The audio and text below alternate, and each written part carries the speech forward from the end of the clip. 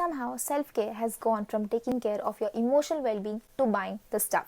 Self-care, it didn't start as face masks and spa days. Originally, self-care, it meant like setting boundaries, saying no, resting without the guilt, processing the emotions, asking for help, protecting the mental health, and doing the uncomfortable inner work. Self-care was never meant to be cute or aesthetic. It was meant to be unnecessary. Brands realized something powerful. People have become exhausted, anxious, and desperate for relief.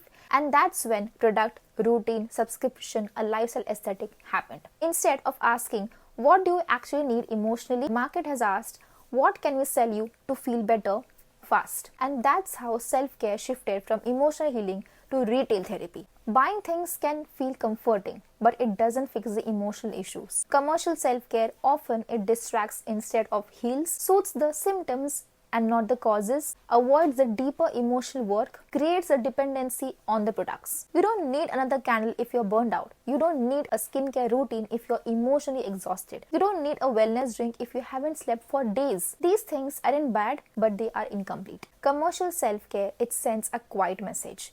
If you are still struggling, you didn't buy enough. And that's dangerous because it places the responsibility on the individuals instead on the systems. It ignores the burnout and the overwork. It turns the healing into a consumer responsibility. It makes people feel broken instead of supported. Real self-care is often invisible. It looks like taking care of yourself, asking for help, spending time with yourself, going outside, having the hard conversations, creating the boundaries, letting yourself rest without the productivity guilt. It doesn't always feel good in the moment, but it works. So why has self-care become commercial instead of emotional? Because selling solutions is easier than supporting the healing. Because buying it feels faster than facing the feelings. Because markets have monetized exhaustion. You don't need to do the aesthetics for the healing. You just need honesty, rest, boundaries, and compassion for yourself. Self-care isn't something that you buy. It's something that you practice.